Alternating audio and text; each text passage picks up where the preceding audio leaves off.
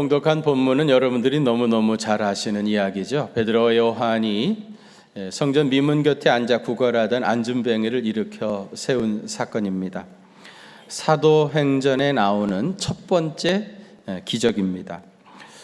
본문의 이 안진뱅이를 잘 분석해 보면 이 사람에게 몇 가지 문제점이 있었다 하는 것을 알게 되어집니다. 먼저 그것이 무엇이었는지를 분석해 보겠습니다. 우선은 그가 앉아있던 자리가 잘못됐습니다. 이 사람이 미문에 앉아 있었다고 하는데요. 미문은 성전 동쪽에 있는 문으로 이방인의 뜰로 들어가는 문입니다. 일단 이방인의 뜰에 들어가야 그 안에 유대 여자들의 뜰, 그 다음에 유대 남자들의 뜰, 그리고 또 제사장의 뜰로 들어가기 때문에 이 이방인의 뜰로 들어가는 이 미문이 제일 첫 번째 문이고 제일 많은 사람들이 모여드는 문입니다. 이 미문의 높이가 23m나 됐다고 그래요. 굉장히 큰 문이고요. 미문이라고 하는 이름이 붙여진 것은 많은 이방인들과 죄인들이 이 문을 통해서 죄 용서함을 받고 하나님 앞에 나아가는 길이 열려진다. 그런 의미에서 아름다운 문 해서 이제 미문이라 그렇게 이름이 붙여졌습니다. 그런데 구걸하는 이 사람에게 있어서 이 문은 굉장히 몫이 좋은 자리죠.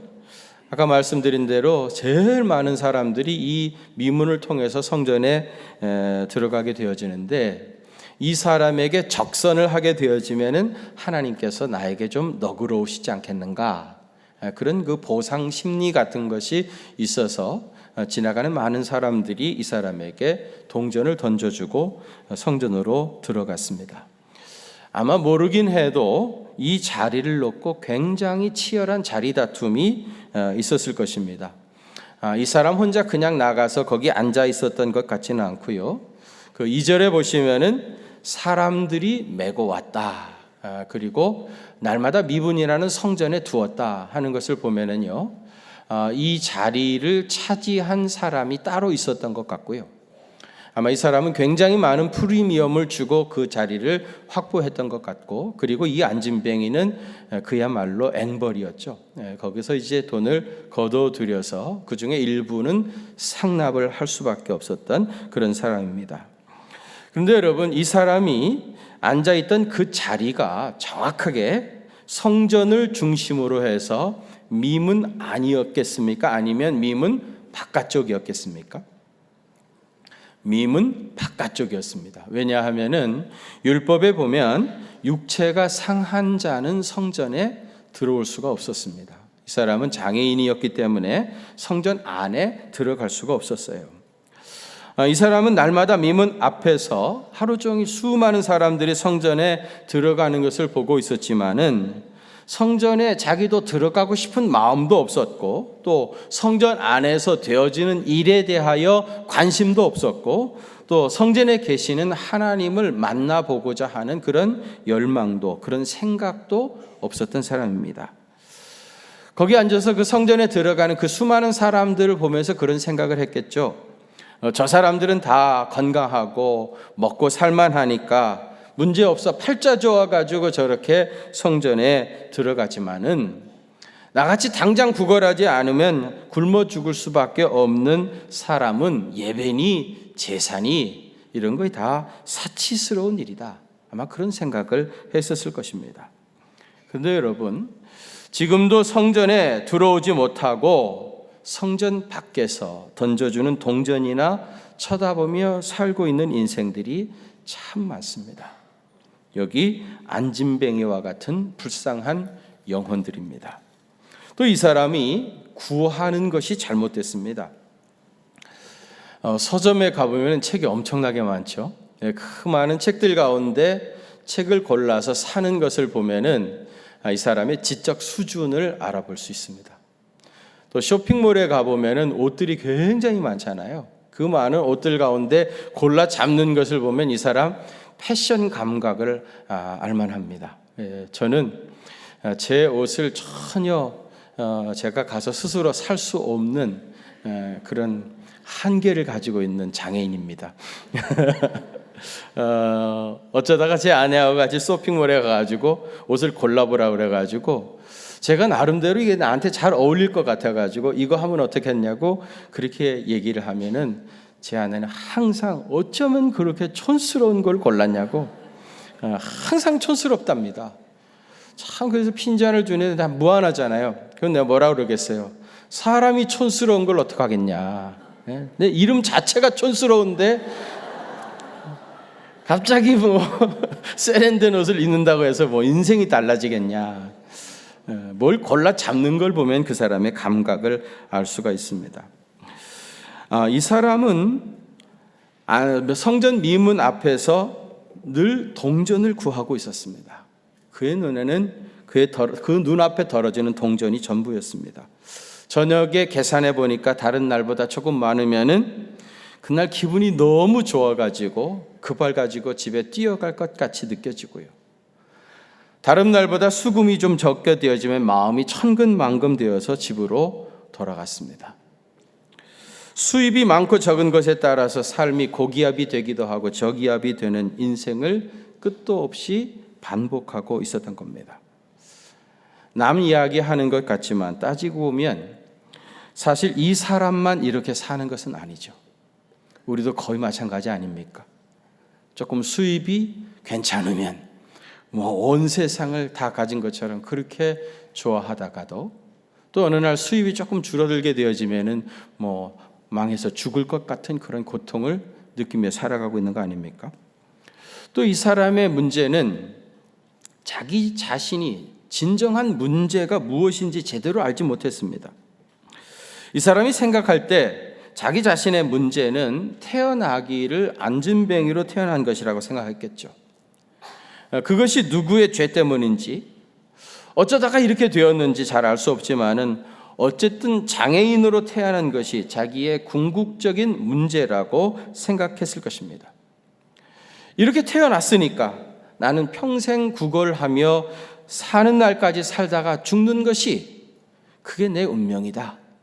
아마 그렇게 생각했을 겁니다. 그런데 여러분 한번 깊이 생각해 보세요. 이 사람의 진정한 문제가 뭡니까? 안진뱅입니까? 가난입니까? 아니면 갈수록 강팍해지는 사람들의 인심입니까? 이 사람의 진정한 문제가 뭐예요? 힌트를 드리자면 여러분 이 사람이 무엇으로 고침을 받았습니까? 나사렛 예수의 이름으로 고침을 받았습니다. 베드로와 요한이 이 사람 문제에 대한 처방전은 나사렛 예수의 이름이었습니다. 이 사람의 진정한 문제는 펴지지 않는 다리가 아니라 예수 그리스도의 이름, 그 놀라운 능력을 체험하지 못했던 것이었습니다. 그가 걷지 못하고 있는 것은 드러난 피상적인 문제입니다. 진짜 문제는 그 심령 속에 예수 그리스도의 이름이 없었던 겁니다. 예수님을 제대로 만나지 못한 것이 이 사람의 진정한 문제였습니다. 사랑하는 성도 여러분, 여러분도 혹시 피상적인 문제 붙잡고 씨름하고 있는 거 아닙니까? 문제의 핵심을 제대로 파악하지 못하고 안진뱅이 타령하고 있는 것은 아닙니까? 여러분 본문에 나오는 이 사람의 이름을 혹시 아시는 분 계십니까? 사도행전 3장 11절에 보면 나은 사람이 그렇게 이 사람을 소개를 했습니다. 여러분 사도행전은 초대교회의 역사책입니다. 실제로 있었던 일들을 기록한 책입니다. 이건 비유가 아닙니다. 역사책이기 때문에 그 역사적인 팩트를 정확하게 전달하기 위해서 이 사람의 이름을 밝힐 필요가 분명히 있었을 것입니다. 그런데 왜 그 사람의 이름을 밝히지 않았습니까? 이것은 거기 있던 그 사람 한 사람 이야기가 아니라 그 이상의 의미가 있다는 것을 암시하고 있는 겁니다. 단지 그 사람 이야기가 아닙니다. 문제의 핵심이 무엇인지 제대로 알지 못하고 살고 있는 오늘 우리들의 이야기다. 그런 의미를 지니는 겁니다. 여러분 이 사람의 문제점을 분석해 보았는데 이렇게 놓고 볼 때 이 사람이 구원받을 만한 무슨 자격이 있습니까? 누구처럼 예수여 나를 좀 구원해 달라고 그렇게 애원했던 것도 아니고요. 적극적으로 예수님의 이름을 구했던 것도 아닙니다. 자격으로 말한다고 하면 전혀 구원받을 만한 아무런 이유도 없는 사람인데, 그럼에도 불구하고 예수님께서 이 사람을 불쌍히 여겨주셨습니다. 그래서 그의 병든 다리를 고쳐주시고 그를 회복해 주셨던 겁니다. 이 말씀을 통해서 오늘 여러분도 이 사람이 경험했던 그 놀라운 하나님의 은총을 체험하게 되시기를 축원합니다. 여러분, 복음서에 보면은 예수님이 직접 병자들을 고치시고 천국 복음을 전파하셨습니다.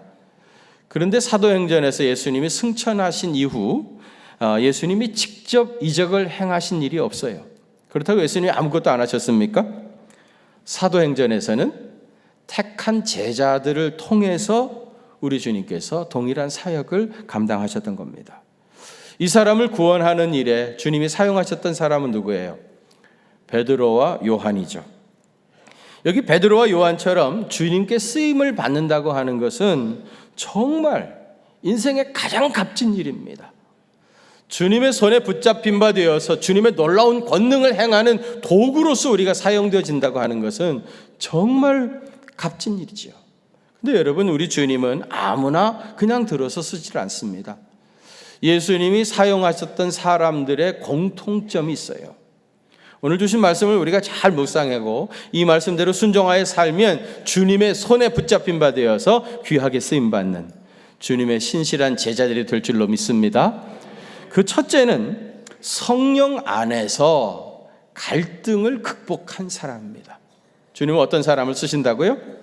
성령님 안에서 갈등을 극복한 사람을 주님이 사용하셔요. 복음서에 보면은요, 이 베드로하고 요한은요, 굉장한 라이벌 관계에 있었습니다. 우선 이 사람들 성격을 보면은요, 베드로는 굉장히 다혈질이었죠. 성격이 굉장히 다급했던 사람입니다. 행동파였고 나서기 좋아했고요. 네. 요한도 별명이 뭐였죠? 우레의 아들이었습니다. 요한이 뭘 하는 것 보면은 번개가 치는 것처럼 얼마나 급한지 말이죠. 그러니까 베드로도 굉장히 성격이 급한 사람이었고요. 요한도 우레의 아들이라는 별명만큼이나 굉장히 성격이 급했던 사람이에요. 여러분, 성격 급한 사람이 제일 싫어하는 사람이 어떤 사람인 줄 아세요? 자기보다 성격 더 급한 사람. 성격 급하니까 서로 마음이 잘 통할 것 같은데 전혀 안 그렇습니다, 여러분. 제일 싫어하는 사람, 자기보다 성격 더 급한 사람입니다. 왜냐하면 그 사람 모습 속에서 자기 자신을 발견하기 때문에 그게 싫은 거예요. 그러니까 베드로와 요한은 우선 성격이 서로 똑같이 급해가지고요, 서로 교제하기 어려운 그런 사람이었고요. 또 하나, 스타일이 너무 달라요. 베드로는요, 행동파입니다. 좋게 얘기하면 행동하는 그리스도인이었어요. 그래서 베드로 전후서를 보게 되어지면 삶의 구체적인 문제들에 대해서 많은 언급이 있어요. 근데 요한은 전혀 달라요. 요한은 굉장히 철학적이고 시적인 사람이었습니다. 그래서 요한복음이나 요한 1, 2, 3서, 그 다음에 요한계시록 이런 책을 보게 되어지면 대단히 시적이고 사변적인 책입니다. 그러니까 스타일이 너무 안 맞아가지고 도저히 같이 뭘 할 수 없는 사람들입니다. 또 하나는 예수님과의 관계에서 서로 라이벌이었어요.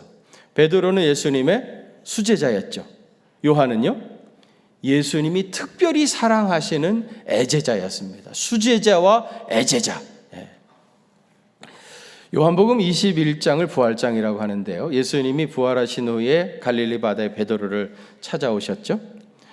요한의 아들 시몬아, 네가 이 사람들보다 나를 더 사랑하느냐, 그렇게 물으시죠. 얼마나 감동 있는 장면입니까? 그런데 그 이야기 끝에 아주 묘한 분위기를 느낄 수 있는 이야기가 덧붙여 있습니다. 요한복음 21장 18절에 예수님께서 베드로에게 이런 얘기를 해요. 내가 진실로 진실로 내게 이르노니 네가 젊어서는 스스로 띠띠고 원하는 곳으로 다녔거니와 늙어서는 내 팔을 벌리리니 남이 내게 띠띠우고 원하지 않는 곳으로 데려가리라. 무슨 얘기입니까? 베드로가 나중에 순교의 제물이 될 것이라고 하는 예언이죠. 베드로가 이 말을 듣고 주여 내가 순종하여 그 길을 걸어가겠습니다. 그렇게 말하고 끝났으면은 얼마나 좋았겠습니까? 근데 베드로가요, 자기 자신의 죽음에 대한 이야기를 듣고 곁에 서 있던 요한을 딱 지목하면서 주님, 이 사람은 어떻게 되겠습니까? 거기서 물어본 거예요. 네? 그랬더니 예수님께서 뭐라 그러시냐 하면, 내가 올 때까지 그를 머물게 하고자 할지라도 네가 무슨 상관이냐? 너는 너의 길을 가문 그만이지 왜 요한이 어떻게 될 것까지 물어보느냐? 책망을 받았던 겁니다. 베드로가 괜히 질문했다가 얼마나 쑥스러웠겠어요? 얼마나 창피했겠습니까? 그런데 요한은 요한복음 맨 마지막에 그 이야기를 기록해 놓은 겁니다. 베드로가 읽으면 얼굴이 붉 커질 그 이야기를 말이죠. 왜 그랬겠어요? 베드로와 요한이 사이가 안 좋았다 하는 것을 암시할 수 있는 그런 대목이라 할 수 있습니다. 베드로와 요한이 서로 갈등 관계에 있다는 것을 어쩌면 제자들도 다 알고 있었고요, 초대교회 교인들도 다 알고 있었습니다. 여기는 나도 알고 있는데 그들이 몰랐겠습니까? 근데 이 두 사람이요, 다락방 기도회에 같이 참여했다가 은혜를 받은 겁니다. 그래서 사도행전 1장 13절에 보면 다락방 기도회에 참여했던 사람들의 이름을 쭉 거명하면서 제일 먼저 베드로, 그 옆에 누구? 요한. 라이벌이었던 이 베드로와 요한이 함께 맨 앞에 앉아가지고 기도하고 성령의 충만을 받았던 겁니다. 성령님의 진정한 역사는 뭐예요? 이런 갈등의 벽이 무너져 내리는 겁니다. 제가 전에 그랬죠. 오순절날 마가의 다락방에 성령이 임하심으로 방언을 체험했는데 그거는 언어의 장벽이 무너진 것이다. 진정한 성령의 역사라고 하는 것은 이러한 갈등, 장벽 이런 것들이 무너져 내리는 것, 그것이 성령님께서 하시는 거예요. 그러니까 우리가 여전히 벽을 쌓고 살아가는 것은 성령님이 하시는 일이 아닙니다. 주님께 쓰임받기를 원하신다면 여기 베드로와 요한처럼 성령님 안에서 갈등의 벽을 극복하시기를 바랍니다. 두 번째로는 믿음의 확신이 있는 사람입니다. 베드로와 요한이 제9시 기도 시간에 성전에 들어가다가 안진뱅이가 구걸하는 것을 보게 되었습니다. 몇 푼의 동전 던져주고 그냥 지나치지 않고 이 사람을 일으켜 세웠습니다. 여러분, 안진뱅이를 일으키는 이 순간을 한번 생각해 보세요. 베드로와 요한이 이 사람 보고 뭐라고 그래요? 우리를 보라. 아마 이 사람은 베드로와 요한이 뭘 주는 줄 알고 뚫어지게 쳐다봤을 겁니다. 이 사람과 베드로와 요한의 눈이 마주쳤습니다. 베드로가 이 사람의 눈을 똑바로 쳐다보면서 확신 있게 말합니다. 은과 금은 내게 없거니와. 실제로 은과 금이 있었는지 없었는지 그것이 중요한 것이 아니라 은과 금보다 훨씬 더 좋은 것을 내가 너에게 주겠다 하는 강조 어법입니다. 여러분, 베드로가 이 사람에게 줄 수 있었던 가장 좋은 것이 뭡니까? 나사렛 예수의 이름이었죠. 나사렛 예수의 이름은 은과 금보다 훨씬 더 귀한 겁니다. 훨씬 더 값진 겁니다. 사랑하는 성도 여러분, 우리 믿는 자들에게 재산 목록 1호는 예수 그리스도의 이름입니다. 여러분 믿으시기를 바랍니다. 이인수 씨가 글을 쓰고요, 김석균 씨가 곡을 붙인 복음성가인데 주 나의 당신이여 라고 하는 복음성가가 있습니다. 그 2절에 보면은 나는 없어도 당신이 곁에 계시면 나는 언제나 있습니다. 내가 없더라도 주님이 계시면 나는 언제나 있습니다. 또 내가 있어도 당신이 없으면 나는 언제나 없습니다. 그러니까 내가 중요한 게 아니죠. 주님이 계시면 있는 것이고 주님이 안 계시면 없는 겁니다. 내가 아무리 천하 없는 것을 소유하고 천하 없는 이름을 얻었다 할지라도 주님이 내 안에 계시지 아니하면 나는 아무것도 없습니다. 그 다음에 뭐죠? 당신이 계심으로 나도 있고 당신의 노래가 머물므로 나는 부를 수 있어요. 같이 하시죠.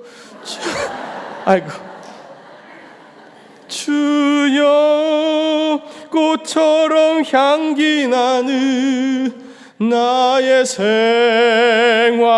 아니어도 나는 당신이 좋을 수밖에 없어요.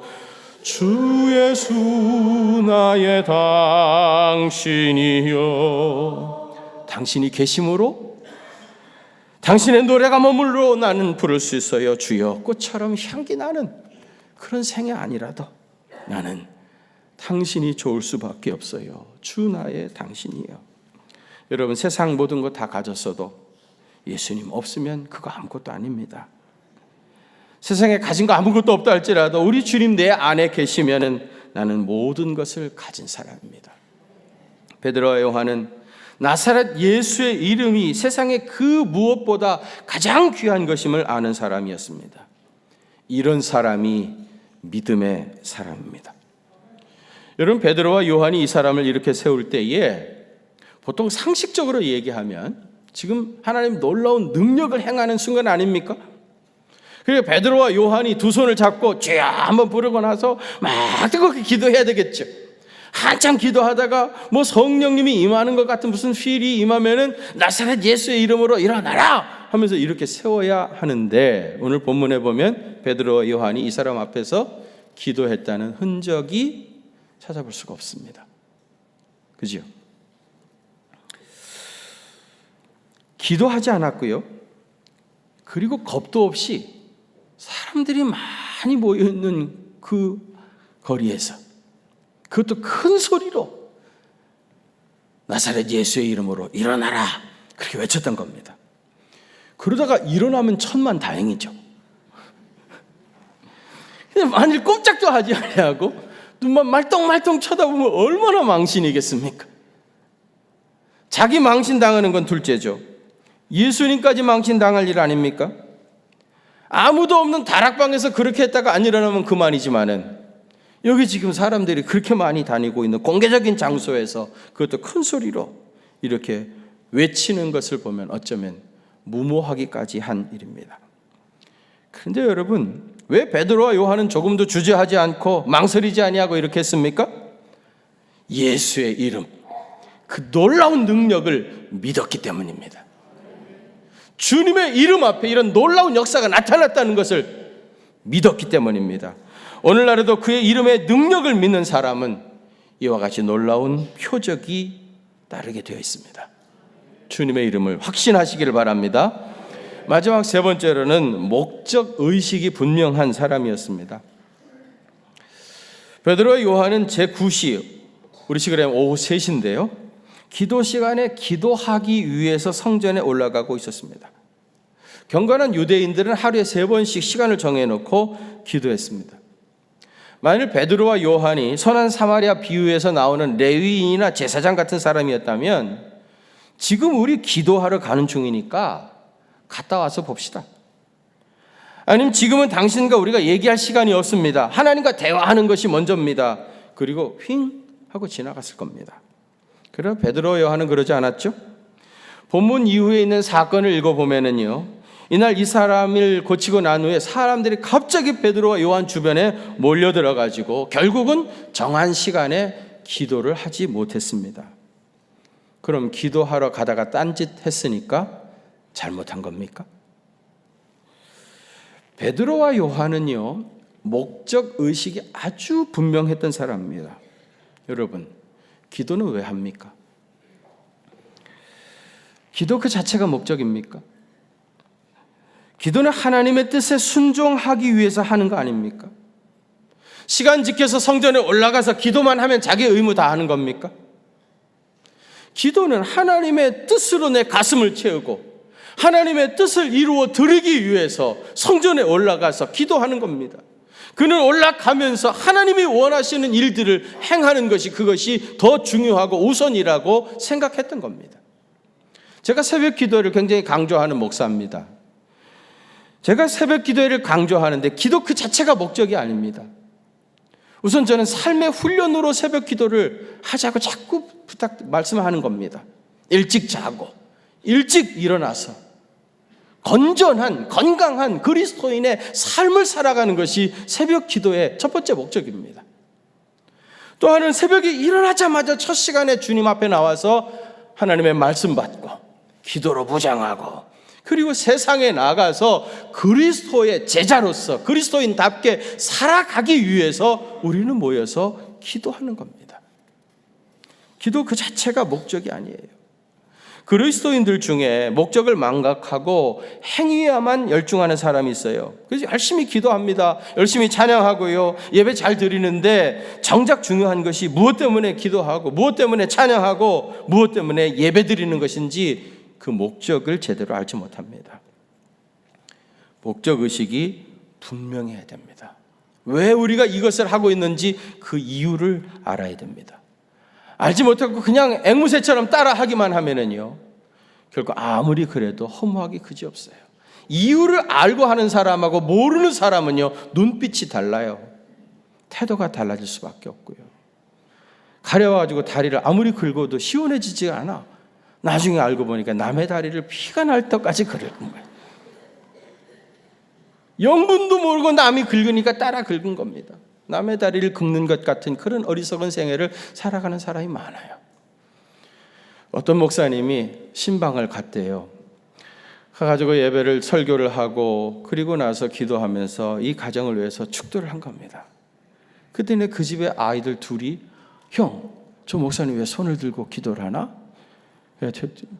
동생이 물은 거예요. 그때 형이 뭐라고 대답한 줄 아세요? 저 목사님 설교 잘못해가지고 하나님한테 지금 혼나고 있는 거야. 왜 손 들고 기도하는지 모르는 거예요. 왜 기도하는지 모르는 거예요. 손 들고 기도하는 것의 의미가 뭔지를 모르는 겁니다.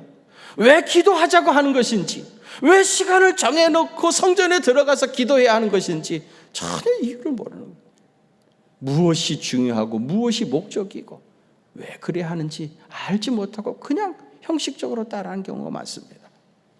베드로와 요한은요, 무엇이 더 중요한지 목적의식이 아주 분명했던 겁니다.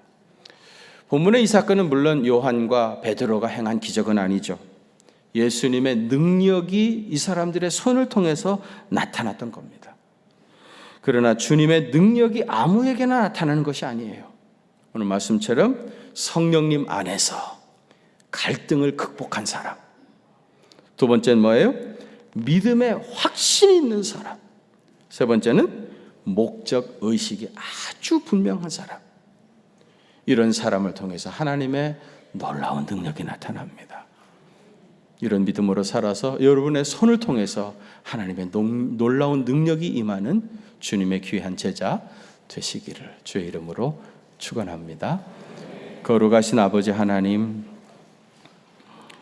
베드로와 요한처럼 주님의 손에 붙잡힌 바 되어 귀하게 쓰임받는 주님의 신실한 종 되게 하여 주옵소서. 성령으로 충만하게 하여 주셔서 모든 갈등의 벽을 극복하게 하여 주시고 믿음의 확신을 심어주시며 목적의식이 아주 분명한 주님의 신실한 제자 되어서 우리 손을 통하여 하나님의 능력이 나타나는 귀한 역사들 경험하며 살 수 있도록 은혜 더해 주옵소서. 이제는 우리 주님 예수 그리스도의 그 크신 은혜와 하나님 우리 아버지의 무한하신 사랑하심과 성령님의 위로하심과 교통하심이 우리 경기중앙교회 사랑하는 성도들과 또 저들의 가정과 그 생업의 현장들 위에 이제로부터 영원토록 함께 계시옵기를 간절히 축원하옵나이다. 아멘.